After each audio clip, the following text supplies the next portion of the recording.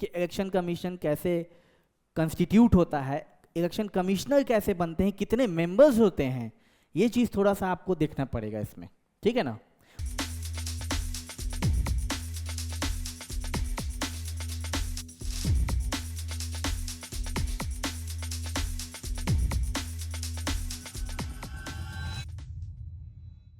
अब मैं बताता हूं कि 126 देखिएगा, appointment of the chief justice, appointment of the ad hoc जजेस 127, supreme court to be a court of record, ये देखना पड़ेगा 129, 131 देखिएगा, ओरिजिनल जुरिडिक्शन की हम बात करते हैं कि सुप्रीम कोर्ट के पास ओरिजिनल जुरिडिक्शन है।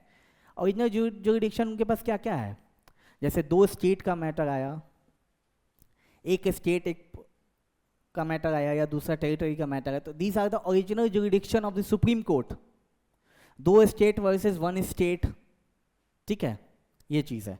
अपीलेट जुरिडिक्शन, जैसे कि बताया मैंने आपको, अपीलेट जुरिडिक्शन हाई कोर्ट से सर्टेन केसेस भेजा जाता है सुप्रीम कोर्ट में, 132, ठीक है। 136 इंपॉर्टेंट है भाई, एसएलपी की बात करता है 136, ठीक है, ये देख लीजिएगा।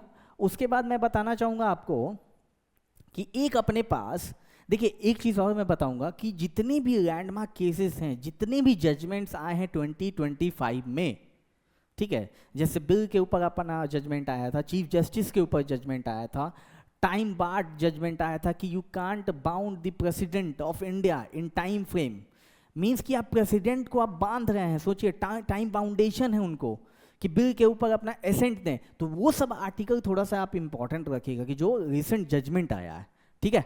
अब देखिए इसमें 142 का जो सुप्रीम कोर्ट का है कि enforcement of degree and order supreme court as a discovery etcetera, it means कि सुप्रीम कोर्ट के पास इनहेरेंट पावर्स है, ठीक है। जैसे इस केस 142 आर्टिकल में जब उन्होंने मेंशन किया था, तो इसमें उनके पास डिस्क्रिशनरी पावर है। बाबरी मस्जिद का जजमेंट 142 में आया था, काफ़ी सारे जजमेंट है लैंडमार्क जो 142 में सुप्रीम कोर्ट इस पर डिस्क्रिशनरी पावर का यूज करके, इसमें एक वर्ड है अपना, to interest of public justice, तो उस बेसिस पे इन्होंने जजमेंट दिया था। अब देखिए उसके बाद CAG, comptroller and auditor general of India 148, ये देख लीजिएगा थोड़ा सा, ठीक है। आफ्टर दैट गवर्नर देख लीजिएगा कि 153 गवर्नर ऑफ द स्टेट, क्योंकि देखिए अभी आपने देखा था कि प्रेसिडेंट, गवर्नर, चीफ मिनिस्टर, ये तीनों के बीच में टसल था बिल को लेके, जो कि RN रवि साहब का ओपिनियन था कि they are just not doing the work, ये चीज़, ठीक है। एग्जीक्यूटिव पावर देख लीजिएगा स्टेट का, गवर्नर्स के पास क्या क्या पावर होती है, क्या फांसी की सजा को गवर्नर रोक सकता है स्टेट का, ये सब देखना होगा आपको। टर्म्स देख लीजिएगा, एक जगह का आपको देखना होगा। एक काउंसिल ऑफ मिनिस्टर्स देख लीजिएगा, aid and advice of governor, जो कि स्टेट में होते हैं काउंसिल ऑफ मिनिस्टर्स, ठीक है। Advocate general of the state, जैसे कि एडवोकेट जनरल ऑफ इंडिया हमने देखा, वैसे ही 165 में advocate general of the state होता है, जो कि गवर्नर के अधीन काम करता है, ठीक है, ये चीज़ हो गया। आफ्टर दैट ये सब उतना इंपॉर्टेंट नहीं है आर्टिकल, ठीक है। अब मैं बताना चाहूँगा जो मेन आर्टिकल है आपका, देखिए हाई कोर्ट, देखिए high court 214, high court for the state, तो ये सब जो इंपॉर्टेंट आर्टिकल है ये गो थ्रू आपको करना होगा, बिकॉज उनका नॉलेज होना चाहिए। कोर्ट ऑफ रिकॉर्ड की बात की गई है 215 में आर्टिकल में, ठीक है, तो ये चीज़ थोड़ा सा आपको देखना। कॉन्स्टिट्यूशन छोड़ दीजिए, 217 appointment and condition of office of जजेस ऑफ द हाई कोर्ट, ठीक है, ये देख लीजिएगा थोड़ा सा। ये 223 जो है appointment of the chief justice of the high court, not a supreme court, ठीक है, ये चीज नोट करेंगे। Appointment of the additional and acting जजेस 224, ठीक है। After that we had next कि कुछ ये ग्राम सभा की बात की गई 243A में, BC में, कॉन्स्टिट्यूशन ऑफ पंचायत, ये सब स्किप कर सकते हैं, उस पर उतना नहीं है। तो ये म्यूनिसिपैलिटी है तो ये सब उतना काम नहीं आएगा मे बी, ठीक है। अब देखिए एक आपको मैं बताना चाहूँगा इम्पॉर्टेंट आर्टिकल जो कि यहाँ पे है, देखिए 245 की बात हम करते हैं, इसमें बताया गया है कि extent of law made by parliament and by the legislature of the state, इसमें एक हमारे पास डॉक्ट्रिन आता है, डॉक्ट्रिन ऑफ टेरिटोरियल नेक्सस, कि पार्लियामेंट जब कानून बनाती है तो उसका क्या इफेक्ट पड़ेगा, ठीक है, तो वो मैं स्पेशल क्लास में आपके साथ डिस्कस करूंगा, ठीक है। इसी में आता है कंसेप्ट हमारा कि मान लीजिए स्टेट ने भी कानून बनाया, सेंटर ने भी कानून बनाया, तो उस बीच में अगर कन्फ्लिक्ट होता है, if there is conflict between the state and centre, ठीक है, तो विच विल प्रिवेल, ठीक है।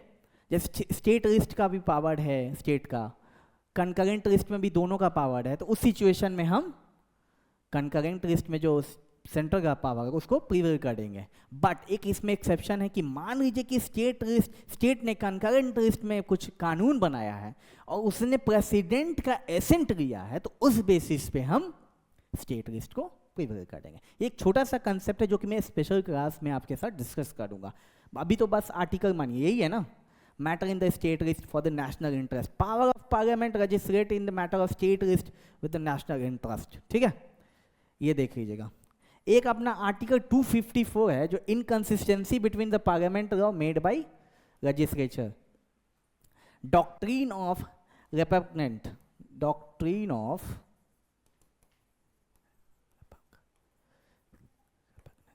रेपग्नेंसी, ठीक है, जिसमें एम करुणानिधि का केस था, वो मैं आपके साथ डिस्कस करूंगा, ठीक है, वही चीज़ है।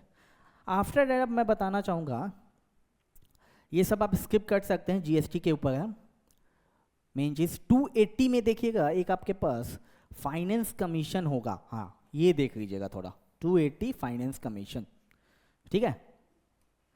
बाकी मैं इसमें तो नहीं, हाँ अब देखिए 299 जो कॉन्ट्रैक्ट की बात करता है, 300 कि आप स्टेट को स्यू भी कर सकते हैं और स्यूड भी हो सकते हैं, ठीक है। ये कंसेप्ट दिया हुआ आर्टिकल 300 में, सूट एंड प्रोसीडिंग चैप्टर 4, ठीक है, वो दिया गया है आपको। Freedom of trade and commerce, तो ये एक है आपका चीज।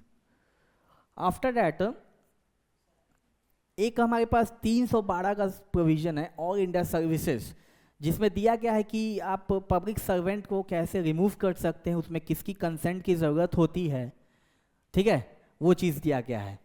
अब आते हैं आर्टिकल 323 जो कि ट्रिब्यूनल की बात करता है, ठीक है, tribunal article 323 administrative tribunal and tribunal of other body, 323A और 323B। फिर उसके बाद अपने पास 324 है जो कि इलेक्शन कमीशन की बात करता है, वो आप देख सकते हैं, जो कि इंपॉर्टेंट होगा कि इलेक्शन कमीशन कैसे कंस्टिट्यूट होता है, इलेक्शन कमिश्नर कैसे बनते हैं, कितने मेंबर्स होते हैं, ये चीज़ थोड़ा सा आपको देखना पड़ेगा इसमें, ठीक है ना, और क्या क्या पावर्स होती है इलेक्शन कमिश्नर को, ठीक है। एक अपने पास 330 में है reservation of schedule caste and schedule tribe in the house of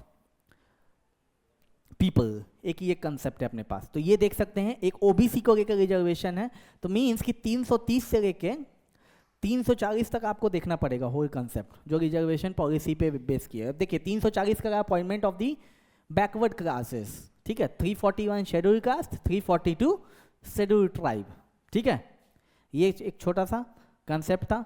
345 में हम लैंग्वेजेस की बात करते हैं कि कितने लैंग्वेजेस हैं, ऑफिशियली आई थिंक 22 है, maybe I am not sure, but 22 होना चाहिए, ठीक है, जिसको संवैधानिक तरीके से माना गया है, ठीक है, ये देख लेंगे आप।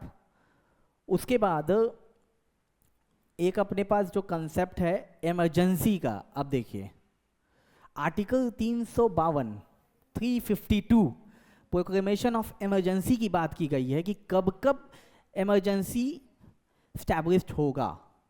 तो इसमें 3 ग्राउंड है अपने पास, जब वॉर का सिचुएशन होगा, एक्सटर्नल एग्रेशन की बात हम करेंगे, या फिर आर्म्ड रिबेलियन की बात करेंगे, तब हम कॉन्स्टिट्यूशन में हम मेंशन किया गया ये 3 ग्राउंड। पहले इंटरनल डिस्टर्बेंस था जो कि 44th अमेंडमेंट में हटाया गया था उसको, तो उस चीज़ के बदले में हम आर्म्ड रिबेलियन डाले हैं, ठीक है।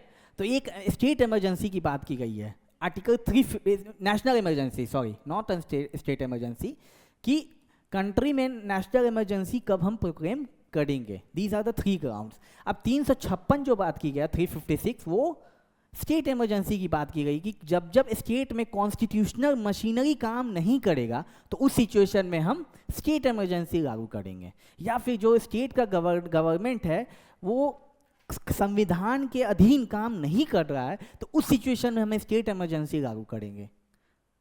ये सब जो टॉपिक है इस पे एक विशेष तरीके से मैं क्लास लूँगा आपको इमरजेंसी टॉपिक पे, कि अभी तक कितने बार इमरजेंसी हुई है, इमरजेंसी में क्या क्या पावर किसको दिया जाता है, स्टेट लेजिस्लेचर डिजॉल्व हो जाता है, सारा जो कानून है वो पार्लियामेंट के पास चला जाता है, बट हाई कोर्ट के पास कुछ कुछ पावर्स होते हैं। तो ये मैं स्पेशल क्लास में आपके साथ डिस्कस करूँगा, ठीक है।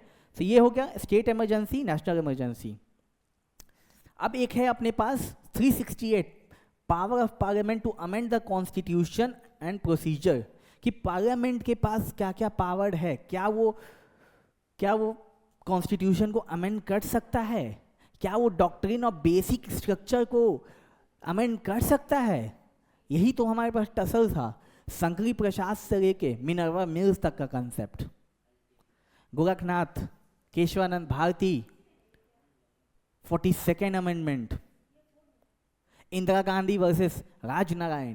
तो ये एक डॉक्ट्रिन ऑफ बेसिक स्ट्रक्चर के ऊपर मैं बनाऊंगा वीडियो। इसमें है article 368 equal to article 13 of the constitution, तो इस पे मैं आपको अच्छे से डिस्कस करूंगा, ठीक है। तो अब है आप आर्टिकल 370 जो कि खत्म हो चुका है, आपको पता ही है वो चीज़। उसके बाद हम एक आई थिंक कि इतना काफ़ी है आपके लिए समझने के लिए जो भी आर्टिकल था।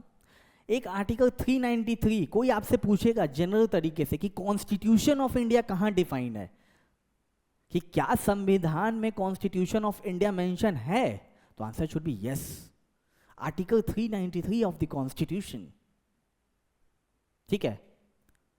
तो चलिए दोस्तों, उम्मीद करता हूँ काफ़ी अच्छा हुआ होगा आज का सेशन। मैंने जितने भी इंपॉर्टेंट आर्टिकल्स थे आपके सामने मैंने बताया, इतना अगर आप समझ चुके हैं या आपके दिमाग में रहेगा तो उम्मीद करता हूँ कि कोई भी एग्जामिनेशन क्रैक का होगा, ठीक है, तो उसमें आपको परेशानी नहीं होगा, ठीक है। थैंक यू सो मच, मिलते हैं नेक्स्ट वीडियो में।